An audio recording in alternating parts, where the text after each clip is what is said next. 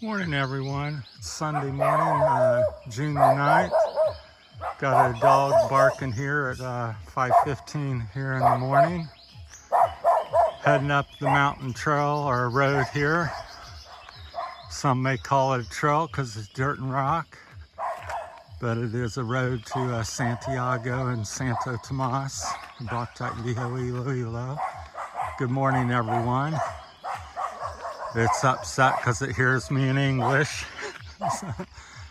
Yeah, although it should know me quite well after over a year of coming by. Anyhow, coming up on my 16th month anniversary here in the Philippines, thought I'd talk to you a little bit and answer some questions that you may have. Leave them in the comment if you got any. And hopefully I can answer them. Can't answer them all because I don't know it all, even though I've been here 15 months. But some of the things that I've talked about or maybe not have talked about is one of the things that's kind of surprising is getting things done here and stuff. So just be prepared for that if you're coming here. You know, it's like in America, I've said before that you wake up in the morning, like this, Sunday morning, you're going to go to the grocery store, you're going to go get your license, you're going to get the car repaired, you're going to go go to the dentist or something. Well, here in the Philippines, you're lucky if you get one of them things done during the day. Just because of all the just different things, just everything's slowed down. Got to get a ride. Will they show up on time? Or can you get this work done? You get there at the auto shop and maybe they're busy and it's an hour wait. Maybe the guy didn't come in this morning. He's sick or drunk or, it's always something.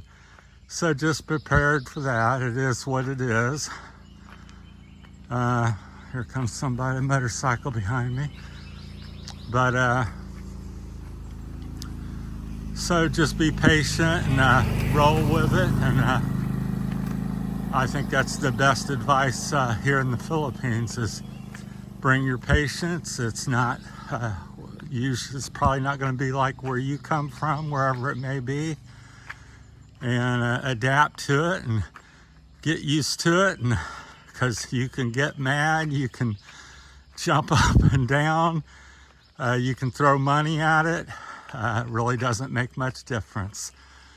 So just accept it somewhat and try to do your best to roll with it. That'd be my best advice here. So that's a big one. Also, if you're a big guy like me, I'm not necessarily real big, overweight. I'm tall, 6'4", and I wear a size 12.5 shoe. Well, that's another issue on maybe getting, especially shoes. The clothes you can find, and even the shoes, if you go to the big cities, you can probably end up getting a pair, but generally speaking, on the shoes, it's very difficult to find anything over a size 12 or above. So just be prepared for that, and you may have to order from someplace or have some sent over from US or wherever you may be from. So keep that in mind. Dealing with people or dating people over here. Yeah, people are very friendly and hospitable. That's true. The problem, I think, or the thing I've noticed over the last 16 months is everybody's friendly and nice and says yes, yes, and you're my friend and God bless you and all these things. But the reality of it is you got to distinguish and figure out, what that means to them and what that means to you. And it's the same thing. because somebody say, oh, we friends, you my friend, you my buddy, you my brother. But you may say, well, can you help me, or do you want to go someplace today? And no response, or they yes, yes, yes. But what it really is no, no, no. They don't want to go, and they're not really your buddy. It's just being polite, and this is the culture over here. So be prepared for that, because you're gonna, even if you're back in the States or somewhere, you may be talking to a girl or somebody over here, and they're going, oh, yes, yes, yes, and telling you all the things you'd like to hear and do, and then you come over here and of course they continue to say that, but it's just not the reality of it. So I would say 75% of the people,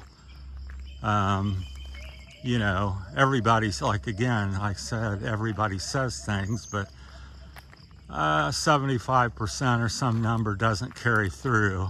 So it's just empty words and, just empty promises. So I guess I'd rather have maybe that than people that are just, rude or something. I don't know. To me, I just like to hear the truth. If you don't want to go for a walk, don't tell me it's too hot or too rainy, or you will, and then I wait for you and you don't show up. So that's another thing. People will say, see you tomorrow, 9 o'clock. Well, 9 o'clock to them means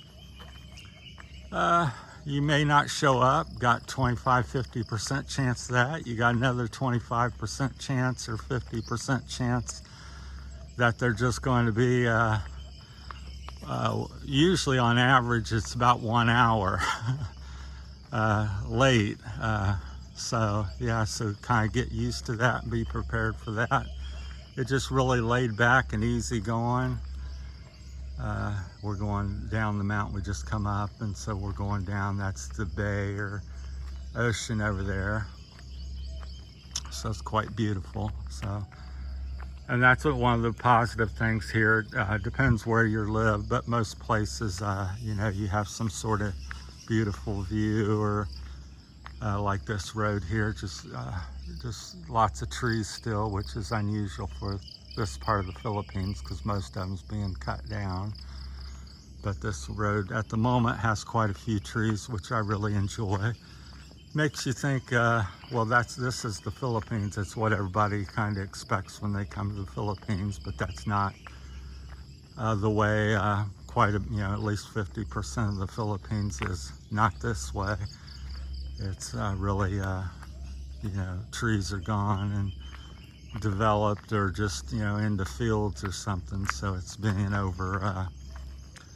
overused, I guess would be a word I'd use. But so that's some things. So if you have some other additional things in the comments, this topic and these type, it's endless. That's why I make videos all the time, and a lot of them is very similar, because it's just an endless ongoing everyday thing here. Because people go, oh, you just made a video, or people's talked about money and talked about girls and this and that, and it's popular video, but people talk about it all the time, but it's very relevant, because you're going to deal with that question or problem every day. And another thing, back to kind of the people and lifestyle here, I come from America, so just kind of pan around here and show you the view of the morning. So it's quite beautiful here before 6. It's peaceful, not many people up, and it's Sunday, like I said. But I come over here and I'm, semi-retired, and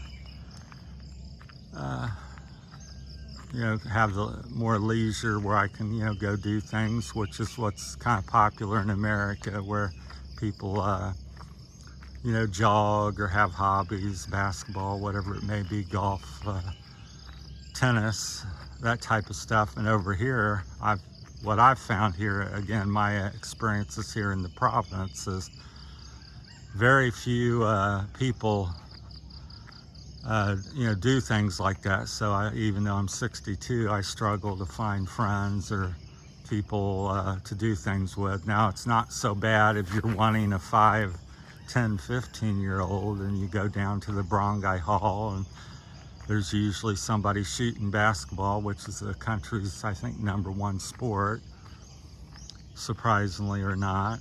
And but I brought badminton rackets and frisbee and things to do, thinking it's going to be easy to get people to do that. And even though I've done it from time to time, it's been very not been easy. I go sometimes a month or 2 or 3 with nobody that does anything like that. I don't know anybody that enjoys hiking here that I like. There are groups and people doing it throughout the Philippines in pockets, but generally speaking, there's not like a dozen people here in the area that you see walking up and down the roads. Usually people's going to school, going to work. They're walking because they don't have a motorbike or something. They're not just out hiking for enjoyment like I do. So kind of be prepared for that if you're an active person coming over here and you're looking for a lot of action or people, friends. It's surprisingly hard to find, in my opinion.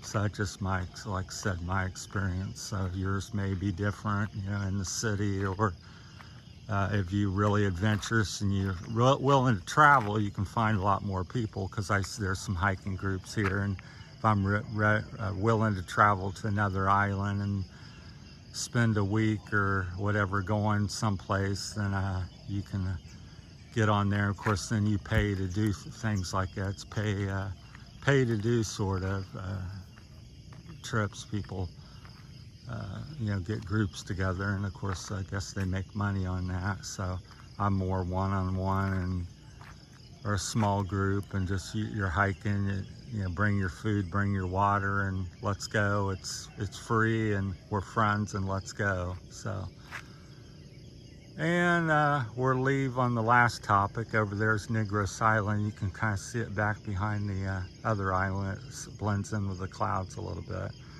I'll zoom in. There you can kind of see it right back there, just kind of behind the other island. That's Negros. They've had a volcanic eruption out on that one. I think it's up this way. Could be down south, but I believe it's up north. I call it north.